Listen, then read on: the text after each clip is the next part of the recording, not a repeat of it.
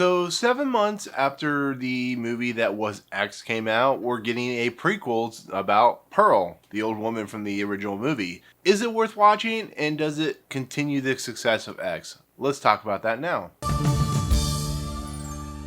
What's going on, everyone? Welcome back to Movie Emporium's movie review of Pearl, the prequel to X that is directed by, once again, Ty West. So Pearl is, of course, the prequel film to X that was filmed in secret.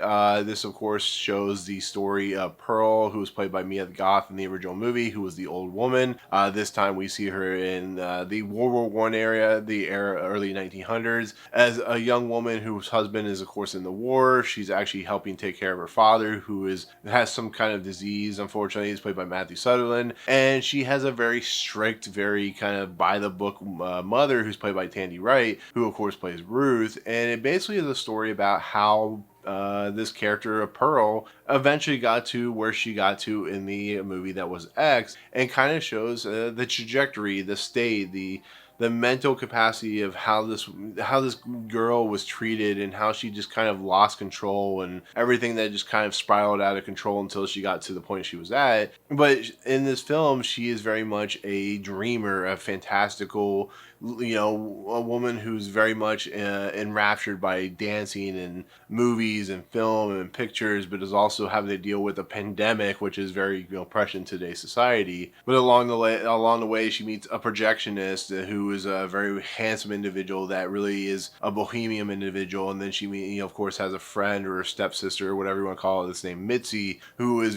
pretty woman. And basically what this movie does is, and like I said, in that fantastical approach, because this is a very different movie than X, it just shows the mental state of this young woman and how she interacts with the world around her, and how everything kind of piles on her. She's like that person that's holding the earth on her shoulders, and how at some point there's a breaking point where this young woman will unfortunately implode, I guess you could say. But it's also a movie about just people's dreams and just kind of how they handle that situation if it doesn't go their way. It's very much what we kind of saw with Pearl and X, but now told in a much more logical reason, I guess you could say. So with that said, X was a surprise film. It was something I wasn't expecting to be any good, to be fairly honest. I've talked about this in my review. After that movie, I was like, this is a great horror film, one of the best of the year, to be fairly honest. It's up there with Barbarian. It's just a completely different type of horror film. It had some really funny moments. It has some really horrifying moments,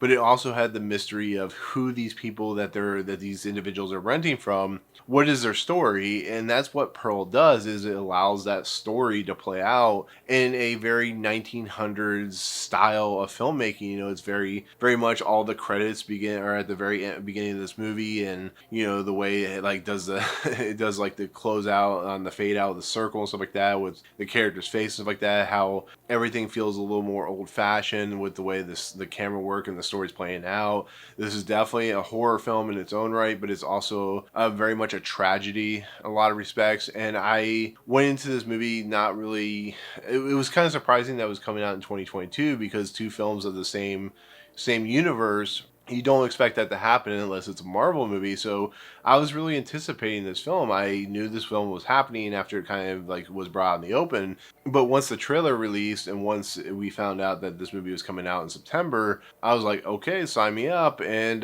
so I got a chance to see this movie early as as this review. But for my honest opinion for this movie, this is a great companion piece to X. It's a fantastic little horror film. It has a lot of tension moments in it. It has a fantastic Oscar-worthy performance from Mia Goth, and it's a movie that really fits well into explaining the mental state of an individual who just, like I said, has everything piled upon her. And everything about this movie bleeds the fantastical, horrifying nature, but it also has a very sad and just very heartfelt and just kind of uncomfortable way it tries to portray an individual like Pearl, who has some menace behind her and some of the stuff she does in this movie, but also you kind of understand her plight. You understand why she gets to the point she does. It just does it in a very disturbing manner, because there is some disturbing stuff in here, but it also allows some of the mysteries to unfold and actually explain themselves. So why was this particular thing here in X? Why was this thing here? Why did we find this thing here? Blah, blah, blah. I'm not trying to spoil anything, but why do we find these particular situations, it actually allows those things to unfold in this movie, and does it with pretty nice touch, I guess you could say. Everybody in this movie, including Tandi Wright, who plays the mother, is fantastic. And the projectionist, the guy there, you think he is like has a much darker, sinister nature to him, but that might not be true. And I think that what this movie does is very low key. It's very much a movie that is very much a Ty West movie in its kind of portrayal and its camera work and stuff like that. But it is also a film that is very much a more indie-ish film than X ever was, and that actually helps it in a lot of ways.